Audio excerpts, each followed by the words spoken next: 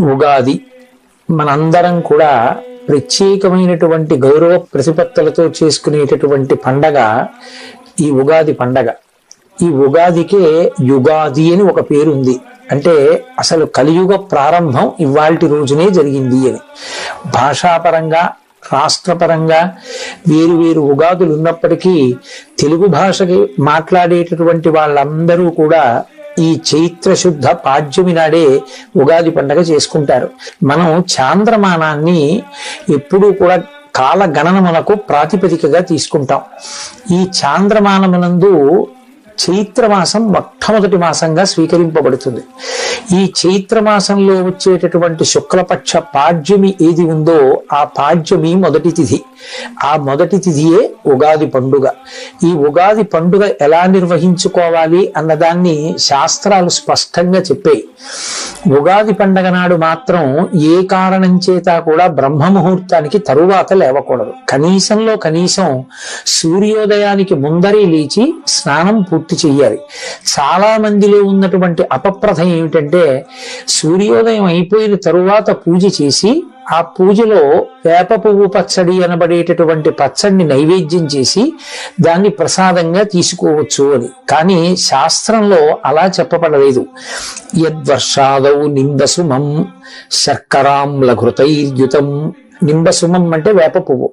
అది వర్షాదౌ సంవత్సర ప్రారంభంలో శర్కరాంల ఘృతైర్యుతం. శర్కర అంటే పంచదార. కానీ పంచదార అన్నప్పటికీ కూడా దేవతలకి నైవేద్యం చేసేటటువంటి ప్రసాదంలో నిలవదోషం లేనటువంటి పదార్థమైన బెల్లాన్నే వాడతాం కాబట్టి బెల్లము అని అక్కడ అర్థం చేసుకోవలసి ఉంటుంది. శర్కరాంల ఘృతైర్యుతం. అందులోకి పుల్లని పదార్థాన్ని చింతపండు రసాన్ని చేర్చి కొత్త చింతపండుని ఘృతైర్యుతం ఆవు నీతిని కూడా కలిపి అలా తయారు చేసినటువంటి పదార్థం ఏదుందో దాన్ని భక్షితం పూర్వయామేస్య తద్వర్షం సౌఖ్యదాయకం.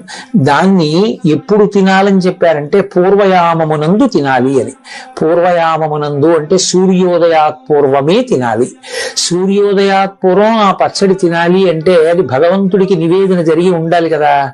భగవంతుడికి నివేదన జరిగి ఉండాలి అంటే పూజ పూర్తయి ఉండాలి కదా. పూజ పూర్తయి ఉండాలి అంటే స్నానం పూర్తి అవ్వాలి కదా. అంటే ఉగాది పండగ నాడు స్నానం అనేటటువంటిది బ్రహ్మముహూర్తంలో చెయ్యాలి.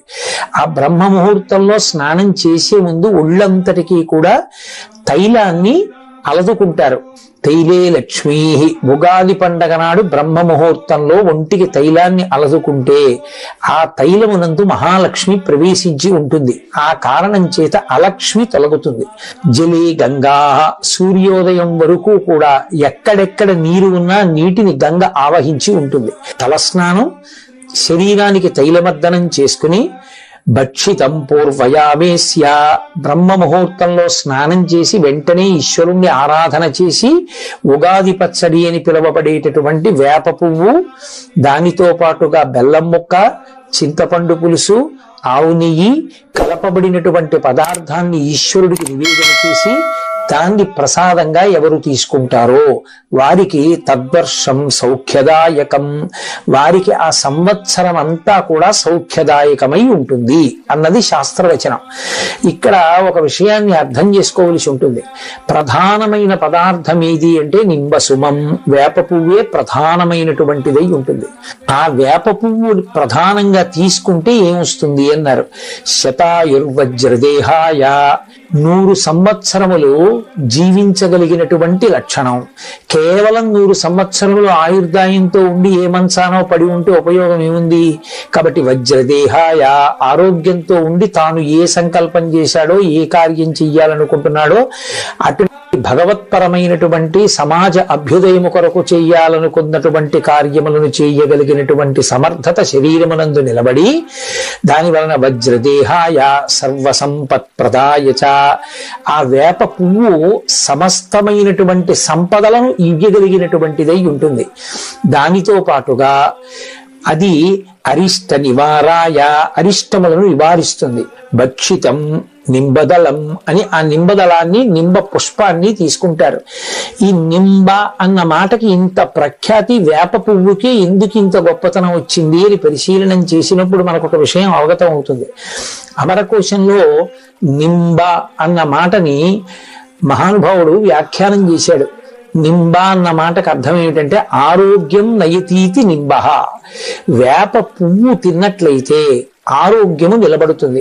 ఆరోగ్యము నిలబడడానికి చైత్రమాసంలోనే వేప పువ్వు రావడం, చైత్రమాసంలో మొట్టమొదటి తిథి అయినటువంటి ఉగాది నాడే వేప పువ్వు పచ్చడి తినడం, దీని వెనక ఉన్న మర్మం ఏమిటి అంటే యమధర్మరాజు గారి యొక్క దంష్ట్రలు కోరలు 2 ఋతువులలో బయటికి వస్తాయి. అవే వసంత శారదానేవా, వసంత ఋతువు, శరత్కాలము, శరదృతువు. ఈ 2 ఋతువుల యందు యమధర్మరాజు గారు ఒక్కొక్క కోర బయట పెడతాట. అది వసంత ఋతువులో చైత్ర శుద్ధ పాడ్యమి నాడు ఆ కోర బయటికి రావడం మొదలవుతుంది కాబట్టే వడగాట్పులు మొదలైనటువంటి వాటిల్లో జనం విశేషంగా పడిపోతారు.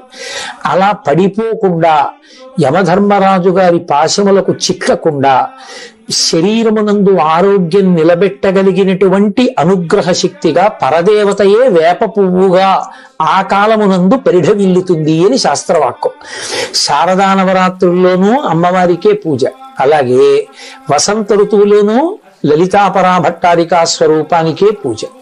ఈ 2 ఋతువుల్లోనూ అమ్మవారిని పూజ చేస్తే అమ్మవారి అనుగ్రహమే వేప చెట్లకి ఆ సమయంలో పువ్వుగా వచ్చి ఆ పువ్వుని ఈ పదార్థాలతో కలిపి అది ఏ సమయంలో తినాలో ఆ సమయంలో తినాలి.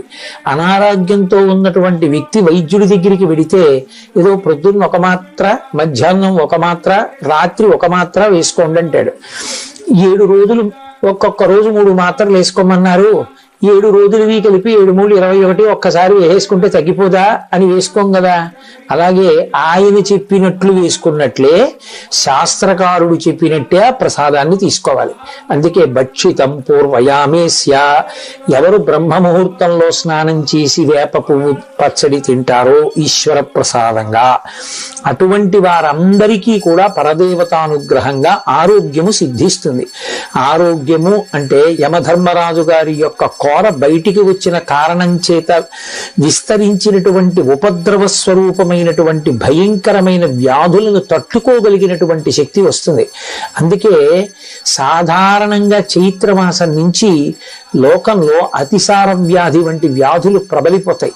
అవన్నీ అంటు వ్యాధులు, కళ్ళకలకలు రావడం, అతిసార వ్యాధి రావడం, అమ్మవారు అన్న పేరుతోటి చర్మ సంబంధమైనటువంటి వ్యాధులు రావడం, ఒంటి మీద మచ్చలు పైకి తేలడం, ఇవన్నీ అంటువ్యాధులై చాలా తేలిగ్గా ఒకరి నుంచి ఒకరికి సంక్రమించడం జరుగుతూ ఉంటుంది. వీటికి నివారణగా శాస్త్రం ఏం చెప్పిందంటే, కార్తీక మాసంలో శరత్కాలం నడుస్తున్నప్పుడు ఉసిరి చెట్టుని ఆశ్రయించి ఉంటుంది. అదే వసంత ఋతువు ప్రారంభమైనప్పుడు చైత్రమాసంలో వేప పువ్వుని ఆశ్రయించి ఉంటుంది. వేప పువ్వుగా అమ్మవారు ఉంటుంది. అందుకే ఆ ప్రసాదాన్ని స్వీకరిస్తాం, దేహారోగ్యం నిలబడుతుంది. సాధారణంగా చైత్రమాసం నుంచి లోకంలో అతిసార వ్యాధి వంటి వ్యాధులు ప్రబలిపోతాయి.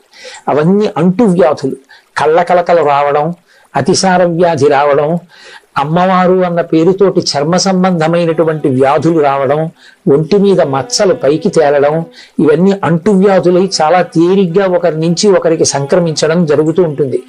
వీటికి నివారణగా శాస్త్రం ఏం చెప్పిందంటే, కార్తీక మాసంలో శరత్కాలం నడుస్తున్నప్పుడు ఉసిరి చెట్టుని ఆశ్రయించి ఉంటుంది.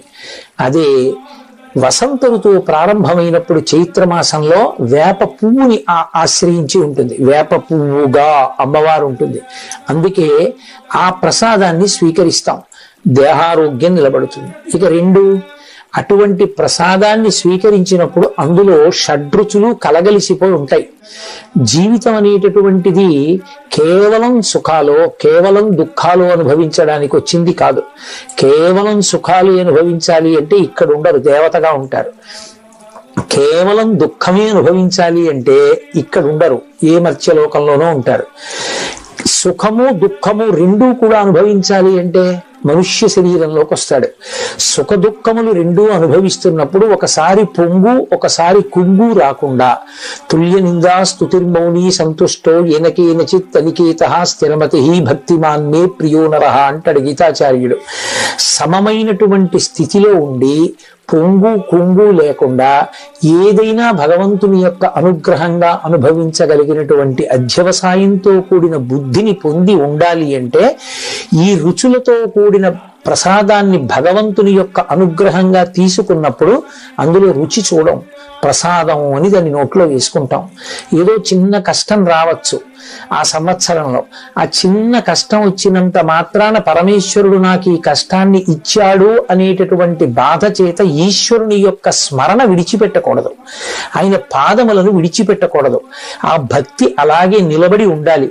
ఏ జన్మలో చేసిన పాపమో ఈ కష్టం రూపంతో పోయింది కాబట్టి ఇప్పుడు ఒక అనుభవం వచ్చింది నాకు, ఆయన పాదముల యందు విస్మృతి కలగనంత కాలం మనం హాయిగా పరమేశ్వరుడి చేత నిరంతరము రక్షింపబడుతుంటాం. అదిగో ఆ బుద్ధి కలగాలి అని కోరుకోవడమే ఆ ప్రసాదం స్వీకరించడంలో ఉన్నటువంటి ప్రధానమైనటువంటి మర్మం. ఇప్పుడు ఆ ప్రసాదాన్ని స్వీకరించి ఆ రోజున తప్పకుండా దేవాలయ దర్శనం చెయ్యమని చెప్తున్నాయి శాస్త్రాలు. కాబట్టి ఆ దేవాలయ ప్రాంగణానికి చేరుకొని ప్రదక్షిణం చేసి పరమేశ్వరుడికి నమస్కరించి ఆయన యొక్క అనుగ్రహానికి పాత్రులు కావాలి. 3 పంచాంగ శ్రవణం చేస్తారు. పంచాంగము అంటే 5 అంగములతో కూడుకున్నది అని. తిథి, వారము, నక్షత్రము, కరణము, యోగము అనబడేటటువంటి 5 అంగములు కలిగినది కాబట్టి దానిని పంచాంగము అని పిలుస్తారు. ఇంగ్లీష్ క్యాలెండర్ ఉందనుకోండి, ఏదో ఒక డేట్ మాత్రమే ఉంటుంది.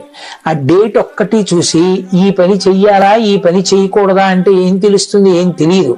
కానీ సనాతన ధర్మమునందు జ్యోతిష శాస్త్రము వేదమునకు ఉపాంగము. అది విరాట్ పురుషుడికి నేత్రస్థానమై ఉంటుంది. జ్యోతిషము కన్ను కనుక రాబో కాలంలో జరగబోయేటటువంటి విశేషాల్ని, గ్రహముల యొక్క కదలికలని లెక్క కట్టడానికి అనువైనటువంటి ప్రజ్ఞని సంతరింపచేశారు భారతీయ ఋషులు. అందుకే గ్రహణం ఎప్పుడు వస్తుందో, ఎన్ని గంటలకి పట్టుకుంటుందో, మధ్యకాలం ఏదో, దట్టంగా ఎప్పుడు ఉంటుందో, ఎప్పుడు విడిచిపెడుతుందో కూడా పంచాంగ కర్తలు నిర్ణయం చేయగలుగుతున్నారు. అంటే ఇతర దేశాల్లో ఈ గ్రహణం గురించి పరిశోధనలు జరిగే నాటికే మన భారతీయ ఋషులు పంచాంగాలలో గ్రహణాన్ని లెక్క కట్టగలిగారు అంటే వారి దార్శనికత అర్థం చేసుకోవచ్చు. లెక్క కట్టి మనకి చెప్తారు. ఆ లెక్క కట్టి చెప్పినప్పుడు తప్పకుండా వెళ్ళి ఉగాది నాడు పంచాంగ శ్రవణం చెయ్యాలి. ఉగాది పండగ వచ్చే పర్యంతము కొత్త పంచాంగాన్ని చదవకూడదు. ఏదో ముహూర్తాదులు పెట్టేటటువంటి పండితులు తప్ప సామాన్యులు పంచాంగాన్ని చదవకూడదు. ఒక్క ఉగాది నాడు తను పంచాంగం చదువుకోవడం కాదు, పంచాంగ శ్రవణం చెయ్యాలి. పంచాంగ పఠనము జ్యోతిష శాస్త్రమునందు విజ్ఞానము కలిగినటువంటి పెద్దలు దేవాలయ ప్రాంగణంలో చేస్తారు. అక్కడికి వెళ్ళి కూర్చుని వింటారు. పంచాంగము అంటే తిథి, వారము, నక్షత్రము, కరణము, యోగము అని మనవి చేశారు. తిథి అంటే కేవలం తేదీ కాదు. మనకి శుక్లపక్షమునందు 15, కృష్ణపక్షమునందు 15 తిథులుంటాయి.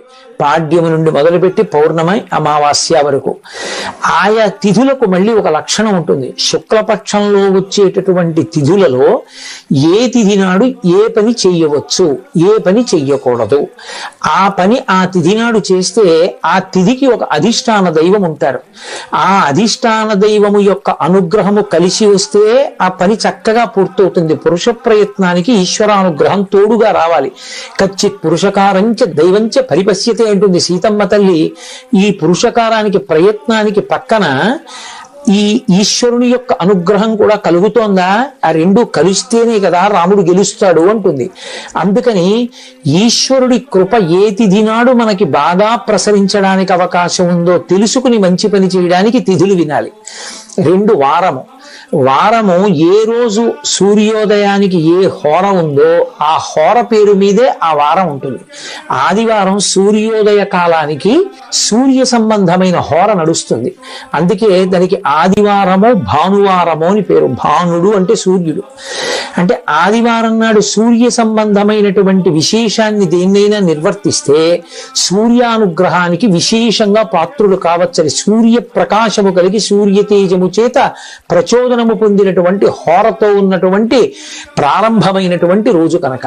అలా సూర్యోదయం వేల్టికి ఏ తిథి ఉందో, ఏ హోర ఉందో, ఏ పని చెయ్యొచ్చో ఏ పని చెయ్యకూడదో హోరాశాస్త్రం చెప్తుంది. అలాగే తిథి, వారము, నక్షత్రము, మనకి 27 నక్షత్రాలు. ఎంతమంది పుట్టనివ్వండి ఈ 27 నక్షత్రాల్లోనే పుట్టాలి. పుట్టుకకి మరణానికి నక్షత్రాన్ని ప్రధానంగా చూస్తారు. 27 నక్షత్రాలకి ఒక్కొక్క దానికి 4 పాదాలు. 27 × 4 108 పాదాలు. అందుకే భగవంతుడికి సంబంధించిన అష్టోత్తర శతనామ స్తోత్రాలన్నీ 108 నామాలతోటే ఉంటాయి. ఉంటే 108, లేకపోతే 1000. ఎందుకని అంటే 108 పాదములలో పుట్టినటువంటి 2 పాదములు 4 పాదములు కలిగినటువంటి సమస్త ప్రాణులు సుఖంగా ఉండాలని కోరుకుంటాం. ఏ నక్షత్రంలో ఏ పాదంలో ఏ పని చెయ్యొచ్చు ఏ పని చెయ్యకూడదు అన్నది పంచాంగంలో చెప్పబడి ఉంటుంది. ఆ నక్షత్ర శాస్త్రాన్ని బట్టి విద్యుక్త ధర్మాన్ని నిర్వర్తించాలి. ఇక కరణము. కరణములు స్థిర కరణములు చరకరణములు అని ఉంటాయి. 7 చరకరణములు, 4 స్థిర కరణములు. ఏ కరణమునందు ఏ పని చెయ్యొచ్చో, ఏ పని ఎప్పుడు చేస్తే ఈశ్వరుని యొక్క కృప దానికి కలిసి సఫలీకృతుడవుతాడో ఆ కరణమునందు చెప్తారు. అందుకని ఈ 5టితో కూడుకున్నటువంటిది పంచాంగం. ఆ పంచాంగాన్ని ఒక్క ఉగాది పండగ నాడు మాత్రమే వినాలి. అది సాధ్యమైనంత వరకు దేవాలయ ప్రాంగణంలో చక్కగా పండితులైనటువంటి వారు పంచాంగ పఠనం చేస్తుండగా వింటే దాని వలన 2 ప్రయోజనాలు కలుగుతాయి. ఒకటి, ఈ కాలమునందు గ్రహముల యొక్క ఆనుకూల్యత మనకు ఎలా ఉంది, ఏ పని చెయ్యొచ్చు ఏ పని చెయ్యకూడదు. పంచాంగంలో చెప్పబడిన విధంగా మనం తెరచాపని మార్చుకుంటే జీవితం భద్రంగా ప్రయాణం చేస్తుంది. ఇప్పుడు ఎవరో కొంతమంది ఏలినాటి శనిలో ఉన్నటువంటి వాళ్ళు మొదలైన వారు ఉంటారు. నేను మీతో ఒక మాట చెప్తాను, బాగా జ్ఞాపకం ఉంచుకోండి. ఎవరు పరమేశ్వరుని యొక్క పాదములను గట్టిగా పట్టుకుని పూజ చేస్తారో వాళ్ళ జోలికి శనీశ్వరుడు కూడా వెళ్ళి బాధ పెట్టాడు. కానీ కర్మ ఫలితం పోవాలి కదూ. బాధ పెట్టడం అన్నది నిష్కారణంగా అనేక ఊళ్ళు తిరగవలసిన వాడు ఈ చక్కటి తీర్థయాత్రలు చేసి ఎన్నో దేవాలయాలు దర్శనం చేస్తాడు. ఇటు బాధపడవలసినటువంటి వాడు సంతోషకరంగా భగవత్ సేవలో తరించిపోతాడు. ఎప్పుడు ఆ శనీశ్వరుడికి ఆదేశం వస్తుంది గ్రహానికి, ఆయనని బాధ పెట్టవద్దు సుమా, నువ్వు గ్రహంగా ఆయనని ఎంతవరకు క్లేశాన్ని కల్పించాలనుకుంటున్నావో అది ఒక్కటే కల్పించు, కానీ ఆయన మనసు ప్రహృష్టంగా ఉండకుండా మాత్రం పాడు చేయడానికి వీల్లేదు. భగవద్భక్తితో కూడుకుని ప్రవర్తిస్తే మనం ఇప్పుడు ఇటువంటి కాలమునందున్నాం కనుక మనం ఈ జాగ్రత్త తీసుకోవాలి అని తెలుసుకుంటే మరింత సంతోషకరమైన జీవనం చేయడానికి పంచాంగ శ్రవణము అవకాశాన్ని కల్పిస్తుంది. సంవత్సర కాలంలో మన ఆదాయ వ్యయాలు ఎలా ఉంటాయి, రాజపూజ్యమో అవమానమో ఎలా ఉంటుంది, గ్రహగతులు ఎలా ఉంటాయి, భార్యాబిడ్డలు ఎలా ఉంటారు, బహుశः గ్రహముల యొక్క ప్రభావం చేత మనకి క్లేశం కలిగేటటువంటి కాలం ఎప్పుడు ఉండొచ్చు, మనం ఏ దేవతల ఆరాధన విశేషంగా చెయ్యవలసి రావచ్చు, వీటి గురించి ఒక అవకాశాన్ని ఏర్పాటు చేసుకుంటే ప్రమాదకరమైన వ్యాధి రాకుండా ముందుగానే వ్యాధి నిరోధక టీకా వేయించుకున్న వాడిగా భగవంతుణ్ణి అర్చన చేసి ఆ ప్రమాదానికి మనం గురి కాకుండా మనని మనం రక్షించుకోవడానికి అటువంటి అవకాశం కలుగుతుంది. అందుకే పంచాంగ శ్రవణం తప్పకుండా చేస్తారు. ఇక ఈ నందననామ సంవత్సరానికి సంబంధించినంత వరకు శుక్రుడు ప్రధానమైనటువంటి స్థానముల యందు ఉన్నాడు, పక్కన చంద్రుడు ప్రధానమైన స్థానాల్లో ఉన్నాడు. కాబట్టి యథార్థమునకు ఎవ్వరూ ఏమీ బెంగపెట్టుకోవలసినటువంటి అవసరం లేదు. కాకపోతే ఈ సంవత్సరంలో ఉండేటటువంటి ప్రధానమైన గుణం ఏమి అంటే కొంచెం భోగ లాలస ఎక్కువగా ఉంటుంది. భోగముల యందు అనురక్తి ప్రతి వారి మనసులో ఎక్కువ అవుతుంది. పశ్చిమ దేశాల సంస్కృతి ప్రభావం వచ్చి పడిపోతుంది. అలా పడకుండా భోగ పరిత్యాగం చేసి త్యాగమయమైనటువంటి జీవితాన్ని గడపడానికి కావలసినటువంటి వాంగ్మయం అంతా మన సనాతన ధర్మంలో ఇవ్వబడి ఉన్నాయి. రామాయణ భారతాల కన్నా గొప్పగా చెప్పగలిగినటువంటివి ఇంకేమీ లేవు. ఎవరు చెప్పినా శాంతి శాంతి శాంతి, ఆ శాంతి గురించే బోధించే, ఆ ధర్మాన్ని బోధించే. వాటిని పట్టుకుని ఉండగా భోగ లాలసమన్నేమీ చెయ్యదు. కాబట్టి నందననామ సంవత్సరం ఏ కోణంలో చూసినా ఏమి బాధ పెట్టేటటువంటి రీతిలో లేదు. అందరూ కూడా సర్వశ్రేయస్సులు పొందుతారు. కావలసింది ప్రధానమైన దాన్ని పట్టుకోవడంలో మాత్రం వైక్లభ్యాన్ని పొందకూడదు. ఉగాది వచ్చినప్పుడు మనిషి తప్పకుండా జ్ఞాపకం చేసుకోవలసిన విషయం ఒకటి ఉంటుంది అని పెద్దలు చెప్తారు. ఒక సంవత్సరం గడిచిపోయింది అంటే ఆయుర్దాయంలో ఒక ప్రధానమైనటువంటి ఘట్టం పూర్తయిపోయింది. కాలము మాత్రం ఇంకా తిరిగి రాదు. ఉగాది పండుగ నాడు తప్పకుండా ఎవరికి వారు చేసుకోవలసిన హెచ్చరిక అంటూ ఏదైనా ఉంటే కాలము యొక్క విలువను గూర్చి మాత్రమే. కాల కలయతామహం అంటాడు కృష్ణుడు భగవద్గీతలో. ఆయన కాలస్వరూపుడు అయి లెక్క కడతాడు.